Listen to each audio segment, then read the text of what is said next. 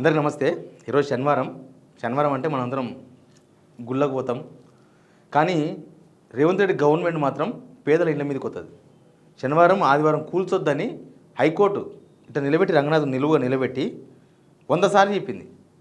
మీరు మా రూల్స్ మేము చెప్పే తీర్పును పాటించండి, మీరు శనివారం ఆదివారం కూల్చకండి. ఆడ ఇట్లా తలకాయ ఊపిండు, కథం మళ్ళీ వచ్చిండు, మళ్ళీ జనాల మీద పడ్డారు.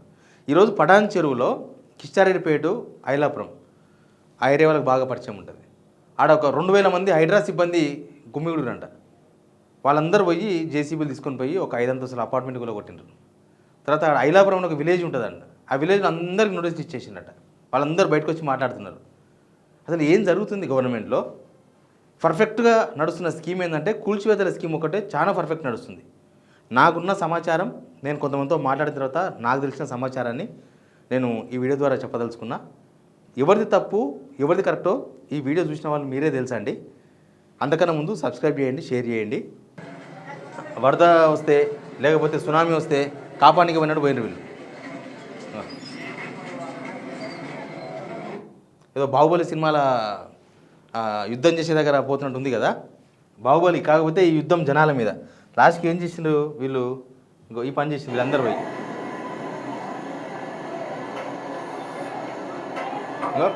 ఇంట్లో జనం పైనే ఉన్నారు, పరుపులు కిందికి పడేస్తున్నారు.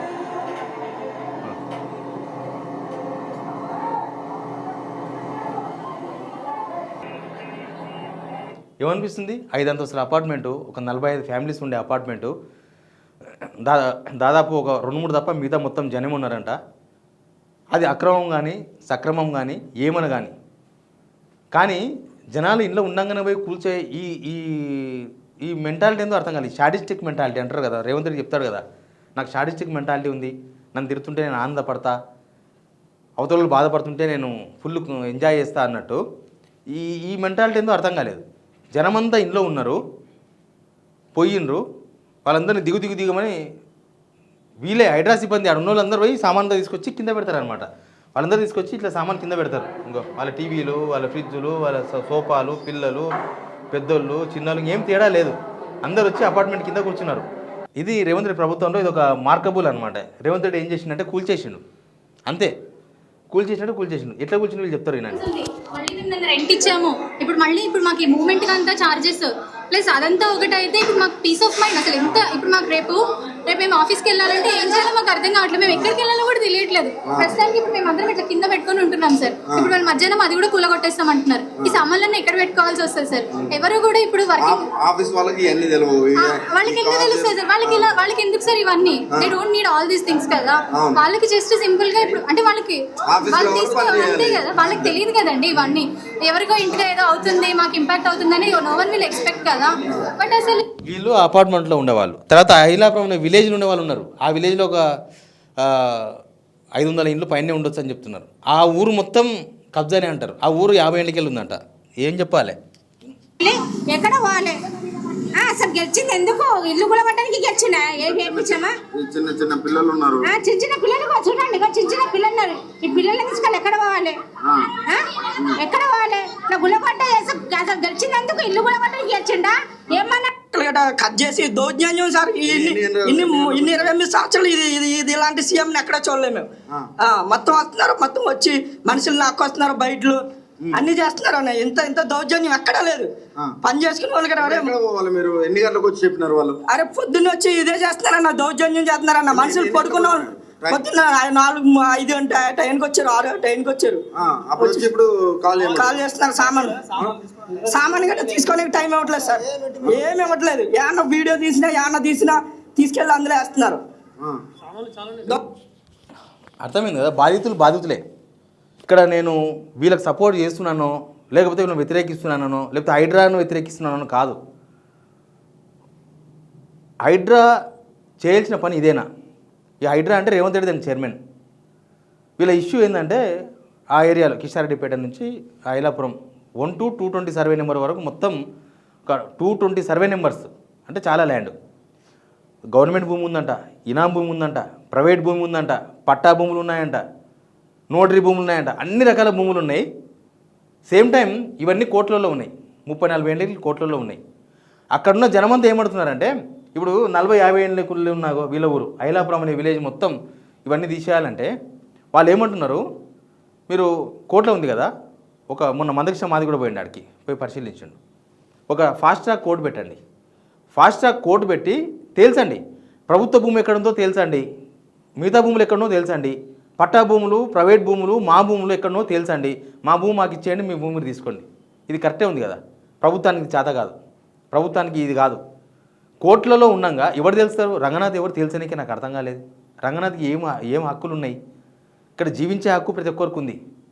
నువ్వు అక్రమమని నువ్వు ఎట్లా చెప్తారు? హైడ్రా ఎట్లా తెలుస్తుంది? హైడ్రా ఎన్ని రోజులు, 3 రోజుల్లో 2 రోజులు తేల్చేస్తుంది ఇది అక్రమమని. కోర్టు తేల్చాలి, లేకపోతే ప్రభుత్వం ఒక ఫాస్ట్ ట్రాక్ కోర్టు పెట్టి తేల్చాలి ఇది అక్రమం అని తేల్చి, మీరు అక్రమం మీరు ఉంటున్నారు, మీ భూమి ఇక్కడ కాదు, పలానా సర్వే నెంబర్ అక్కడ ఉంది, అక్కడ పోండి, లేకపోతే మీరు ఇక్కడ పోండి, అసలు మీకు ఈ సర్వే నెంబర్లో భూమే లేదు, ఇవన్నీ డమ్మీ పత్రాలు, ఏదో ఒకటి తేల్చాలి కదా. ఏమి తేల్చకుండా జస్ట్ బుల్డోజర్స్ ఉన్నాయి, గవర్నమెంట్ మన డబ్బులే అవి, మన డబ్బులు పెట్టి కిరాయి తీసుకున్న బుల్డోజర్ తీసుకుపోయి పేద జనాల మీద తీసుకుపోయి దాని మీద వేయాలి. ఆడు ఇంకా అడ్వకేట్ది ఒక ఫామ్ హౌస్, గెస్ట్ హౌస్, అది కూడా కొలగొట్టేసిండ్రు. ఆయన అంతకుముందు రంగనాథ్తో పెద్ద గొడవ పెట్టుకున్నాడు, అంతకుముందు ఒక వీడియో వైరల్ అయ్యిండే, దాన్ని కూడా కొలగొట్టేసిండ్రు. ఈ మధ్య హైడ్రా లాస్ట్ ఒక 1 వీక్ 10 డేస్ నుంచి అయితే మొత్తం ఫుట్పాత్ల మీద ఉన్నాయి కూల్చేస్తున్నారు.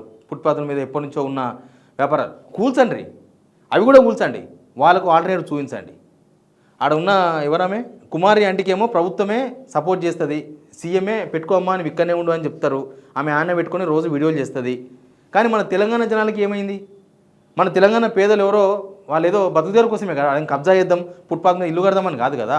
పొద్దుగాలు వచ్చి రాత్రి కోతోళ్ళు వాళ్ళు అమ్ముకుంటే ప్రభుత్వానికి ప్రాబ్లం. వాళ్ళకు నిజంగానే ప్రభుత్వము వాళ్ళకు ఫుట్పాత్ క్లియర్ చేయించడం మంచి ఉద్దేశమే, కానీ వాళ్ళకు ఆల్టర్నేటివ్ చూపించాలి, వాళ్ళకు బతుకుదేరు చూపించాలి. వాళ్ళు మీరు ఇక్కడ కాదు, ఇక్కడ గ్రౌండ్ ఉంది, ఆ గ్రౌండ్లో పోయి మీరు అమ్ముకోండి, మీకు అక్కడ ఏర్పాటు చేసినాం, మీరు అక్కడ పోయి అమ్ముకోండి. అదే కదా కావాల్సింది. ఇప్పుడు మానవత్వం ఉండడం, మానవత్వం లేకపోవడం, రెండింటికి తేడా ఏంది? మానవత్వం ఉండడం, ఆయన బతుకుదేరు చూసుకోవడం, ఆయన ఏడ బతకాలను చూపించడం. గవర్నమెంట్కి ఉన్నది ఏంది? గవర్నమెంట్ అందరూ ఏమంటున్నారు, ఆడ లేడీస్ ఏం మాట్లాడుతున్నారు, ఈయన ముఖ్యమంత్రి ఎందుకు కూల్చానికి అంటున్నారు రేవంత్ రెడ్డిని. ఏం సమాధానం చెప్తాడు? తిరుపతి రెడ్డిలు కూల్చిండ్రా, రేవంత్ రెడ్డిలో అన్నయ్యలు కూల్చిండ్రా, కూల్చలేదే. ఇంకెక్కడ సల్కం చెరువుల అక్బరుద్దీన్ వాళ్ళ కాలేజీ కూల్చిండ్రా, కూల్చలేదే. దానికి ఇప్పుడు కథలు చెప్తారు. రంగనాథ్ చెప్పే మాటలకు చేసే పనులకు ఎక్కడ పొంతన ఉండదు. అక్బరుద్దీన్ ఎందుకు కూల్చలేదు అంటే దానికి ఏదో కహానీలు చెప్తాడు. ఓల్డ్ సిటీ పోతే పెద్ద లుల్లే పెట్టినారు వాళ్ళు. చట్టము ఒకలాగా అమలు అవుతలేదు, అసలు వీళ్ళు చట్టానే ఫాలో అవుతలేరు. సింపుల్ చెప్పాలంటే చట్టం ఒకలాగా అమలు కావడం కాదు, చట్టానే అమలు అవుతలేదు. కోర్టులో స్టే ఉన్నప్పుడు, లేకపోతే కోర్టులో కేసు ఉన్నప్పుడు పోయి కూలుస్తారా? వీళ్ళు గవర్నమెంట్ కూలుస్తుందా? గవర్నమెంట్ కోర్టుకు అతీతమా? కాదు. గవర్నమెంటే కోర్టుకు అతీతంగా అన్నప్పుడు గవర్నమెంట్లో భాగమైన హైడ్రా మాత్రం స్పెషలా?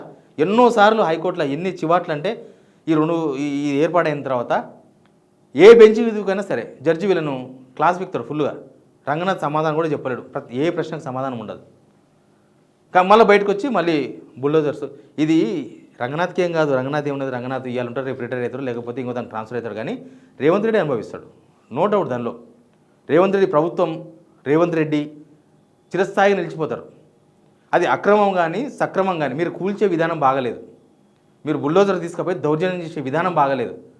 ఎవరికైనా అనిపిస్తుంది నాకు సంబంధం ఉండదు, ఎవరికి సంబంధం ఉండదు, ఎక్కడ గులగొడుతుంటే ఏం రోగం వచ్చిందా, ఎట్ట గులగొడుతున్నారు అంటారు.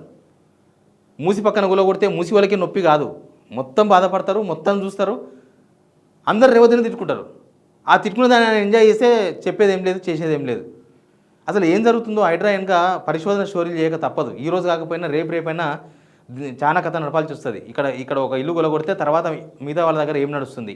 చాలా ఆరోపణలు కదా, హైడ్రా చుట్టూ ఆరోపణలే ఉన్నాయి. వీటన్నిటి కూడా ఒకరోజు చెక్ పాయింట్ దొరుకుతుంది, దొరకకుండా ఏం పోదు. బట్ ఇట్లా పేదల ఇళ్ళ మీదకి శనివారం నాడు, ఆదివారం నాడు వాళ్ళ ఇళ్ళ మీదకి పోయి, అపార్ట్మెంట్ల మీదకి పోయి వాళ్ళను ఎటు కాకుండా చేసి, ఇప్పుడు కిరాయి ఉండతోలైనా సరే, కిరాయి ఉన్నారు వాళ్ళు ఏమంటున్నారు, మేము వేడుకోవాలి, ఇంత తొందరగా సామాన్ తీసుకొని అన్ని కింద పడేసినారు, తీసుకొని మేము వేడుకోతాం. రేవంత్ రెడ్డి ఏమో పేదలు, నేను పేదరికం నుంచి వచ్చినా, నాకు పేదరికం ఎక్స్కర్షన్ కాదు, నేనే పేదోని అంటాడు. చూస్తేనేమో ఇదే పరిస్థితి. ఇప్పటిదాకా హైడ్రా కొట్టిన దానిలో 99.9% మొత్తం పేద మధ్యతరగతి వాళ్ళని రోడ్డు మీద పడేసింది. పైన 0.00001% ఆ పెద్దలే కొట్టి దాని వెనుక ఏం జరిగిందో తెలియదు. సెటిల్మెంట్ జరిగినాయా, ఇంకేమైనా జరిగినాయా కూడా తెలియదు, తర్వాత తెలుస్తాయి అవన్నీ కూడా. ఎనీవే ఈరోజు ఈ విషయం మీద మీరు కూడా కామెంట్ చేయండి. ప్రభుత్వానికి మీలాంటి వాళ్ళు చెప్తేనే తెలుస్తుంది. నాలాంటి వాళ్ళు మాట్లాడుతున్నా, మీలాంటి వాళ్ళు కామెంట్ చాలా బలంగా ఉంటే ప్రభుత్వం కూడా ఎక్కడో దగ్గర అనిపిస్తుందేమో అని చూద్దాం. Please subscribe.